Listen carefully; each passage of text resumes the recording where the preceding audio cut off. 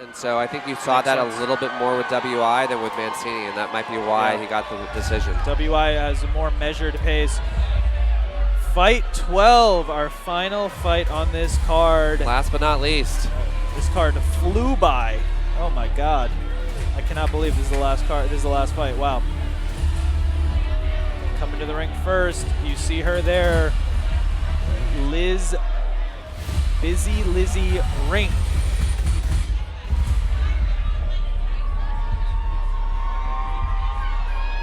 And now, into the ring, fighting out of the red corner, weighing in at 115 pounds, fighting out of 10 Hands Sports and trained by Randolph Poe, Busy Lizzie Ring!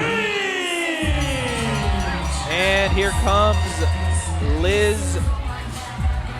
Busy Lizzie Ring. Say that 10 times fast. Fighting in honor of her father. She says he was a kind and gentle soul, diagnosed with cancer, and 1 month later he was gone. Oh, so sad. Fighting in his honor here tonight. Well, it looks like both of these ladies have quite the crowd because people have rushed to the ring.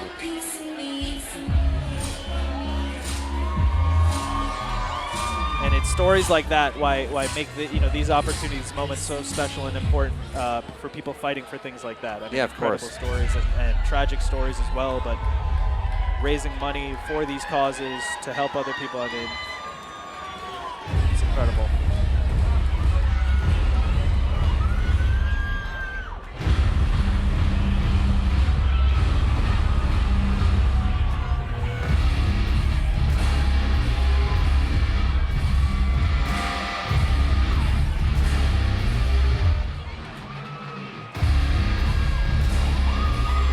So what I will say about this fight is, in our history, I don't know that we've seen many knockdowns at a sub 120 pounds. And so I think our streak of the night of not having a knockout is probably pretty safe. It's tough to get a knockout at the lower weight classes. You seemingly see more action, more punches thrown, more punches landed. We see Stephanie DeCarolis making her way to the ring, digital marketing manager by day. Usually a lot of the Pacquiao style with the littler people.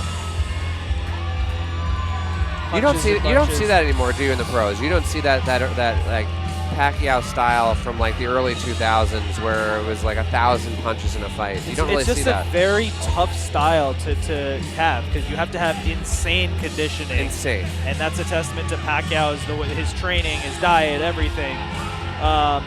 And you also have to be able to have a solid chin, which he had. Yes. Because he took some shots. He took some shots, so it takes a lot to fight like that, and that's why Manny Pacquiao was as great as he was. That's why he won championships in so many weight classes. Yeah, the fearless nature, right, of just. And also, I mean, it's kind of wild to think about it. He at one point fought at 115. Yeah, no, I think he started at 106 actually, and worked his way up to. At one point, he fought at 154. Incredible. Most of his career at 147 at welterweight, but just incredible rise there for Manny Pacquiao. And yeah, that's why they don't make many Manny Pacquiaos. They do not make many Manny Pacquiaos. What did you think of the Garcia-Hanley fight? Oh man, and Garcia versus Haney, incredible fight. Very, very shocking. Yeah. Ryan Garcia, I think it just shows one punch can change everything. He has that left hook, which is absolutely incredible.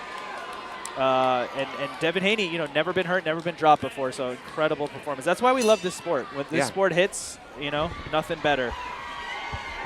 And look, I mean, they're fighting like little Manny Pacquiao's here. It's great. Last fight of the night, they want to put on a show. They've been waiting backstage for hours. They're pent up. Maybe that's a trend. We saw that with WI and Mancini. Now we're seeing it with DeCarolis and Ring. DeCarolis in the blue, Ring in the red, and it's just non-stop punches here, as expected. And so as we were talking about Manny Pacquiao, for the people at home, so Curran, who joined us here on the stream for Philly, is going to be the ring MC for our New York event. Looking So forward to it. again, somebody that can do multiple roles. Yes. Can do them all. Do them all. And so the New York event will be much different, though. So you haven't been to that one. That one it's a massive venue, the Hammerstein Ballroom. Oh, which yeah, I'm sure you've seen professional fights at. Yeah. Great venue. I actually saw early Pete Quillen fight there once. Okay, yep. Mm-hmm. You know, when he was Kid Chocolate. Yeah. And I believe he's from that area as well, so I think yes, that was a hometown fight for him. Yeah, well, so when I used to go to, when I first moved to New York, he was a boxer trainer at the gym that I fought out of. Yeah. And so I got the opportunity to get dropped by him numerous times. Oh, really? Oh, That's yeah. an honor right there. Well, he was one, you know, a lot of the pros, they would go easy on the white-collar guys, but he was one that didn't really care. Yeah. You know, power out of both hands. He's unique in that he didn't really have an amateur background. Yeah. And so he didn't really care. He was in there, and if you wanted to get in with him, then that was at your own risk. So that must have been a great learning experience for you. Yeah, you could say that. From what I remember of it, yeah. Yeah. I remember there was one round where I was being cornered by somebody. You know, he got me with a uppercut that ended the round that like almost took me off my feet. Really? And I go to the corner, and the coach was like, "Dude, why didn't you block that?" I go, "Because I couldn't see it." Yeah. Just a different athletic specimen. It's always the punches that you don't see that affect you the most, and his speed and power. It's going to be a tough matchup for anyone. And he was one. I mean, he was so unorthodox. Yep. So much power out of both hands. So much speed. Yep. I was. We really thought that he was gonna go, and his career's kind of been derailed. Yeah, I mean, look, he had a solid career. He fought at a very high level, but that's boxing. You mentioned that not having the amateur background, that can play a difference as you go on into your career. But Peter Quillen fought at the highest level, had success. Round 2 underway of our final fight, and this is a tough one to score because really I see punches in bunches. And they are in not the red, stopping. DeCarolis in the blue. And it's just non-stop, from opening bell.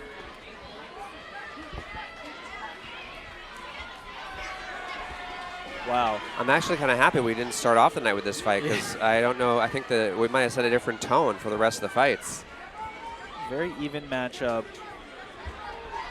A lot of ebbs and flows of just you throw one, I throw one back. And they're moving, like there's head movement, but they are just nonstop here. It's almost a little rock'em sock'em me, right? Like head goes back, and then I, click the button, and here we are again. And I do think this last rally, Ring has had success. Look at Ring. Exactly. Standing 8 count, scored for Ring. Did seem like Ring really went up another level there. Of the aggression, yeah. Yeah.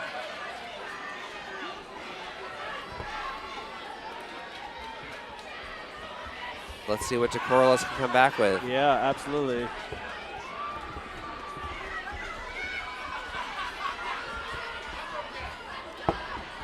Ring looks to be air blocking a lot of these punches. Yeah. And Ring is just snapping the head back of DeCarolis. Yep, another standing 8 count. Okay, so for those at home, if there is a third standing 8 in these next 20 seconds, then that is the fight. So DeCarolis will need to be careful here with 16 seconds left. If you're Ring, you just want to empty the tank in these last 15 of this round. There's a right hand that snaps her head back again. 10 seconds to go in round 2. Looks like DeCarolis is going to get there. But I don't know about round 3. Yep, but dominant round there for Liz Ring. It might be the most dominant round we've seen. 2 standing 8 counts scored for Busy Lizzie Ring. 33 proton radiation treatments. Make some noise for Ryan Carvalza. So who's your favorite guy to watch now in the pros? In the pros, so many great fighters out there. Let's think. Who's my favorite fighter to watch? Who are you paying? Who is Curran Bhatia paying to sit ringside at? Well, I look. I'm watching them all. I think part of boxing is marketing, and I think you mentioned Ryan Garcia. I just think it's very fascinating what he's doing, because it was like, is he trolling? Is he not? And so that's a fighter where win, lose, or draw, for at least the next little bit, you have to tune in to watch him. Have to tune in. And so, yeah. Final round here. Yeah, it'll be interesting. I heard Bud Crawford is taking a fight. Yep. Bud Crawford is going to be fighting in LA August 3rd against Madrimov. That's going to be a fantastic card, top to bottom. What about you? Who's top of your list of must-see attractions in this sport? I think right now Bud is the must-see, right? Anybody. I mean, it's hard. He's almost a little bit in that like Roy Jones prime. You know, like, is there anybody that's even good enough to fight him? Yeah. I mean, I was a big fan of who's the guy from Houston that he beat? Charlo. No, Spence. Spence. I was a huge Spence fan. I thought Spence would have. I mean, maybe the car accident. But he just didn't seem to. He got outclassed. Spence just couldn't get started in that fight. And I'll give you another must-see fighter, because I called his last fight on ESPN Plus, and that is Naoya Inoue out of Japan. Yes, I've heard. Undefeated fighter, and just has insane power. Just won his second undisputed title, which only Terrence Crawford has done before that in terms of undisputed championships, all 4 belts in multiple divisions.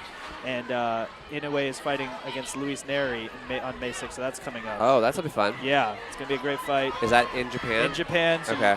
Wake up early. Has he fought outside of Japan yet? I believe his fights have been in Japan, but you know, a lot of people are saying, hey, do you need to come outside of Japan? Yeah, let's see it. But look, at the same time, he's the kingmaker, he's the right? champ. He's the champ, so they need to come him. to him, and he's selling out arenas there. He's a phenom. He's a global superstar. So. And as you probably know from old Pride shows, you know, they sell out 80, 90,000 person stadiums. This fight's going to be at the Tokyo real. Dome, this upcoming fight, where Mike Tyson fought in Japan. So, yeah.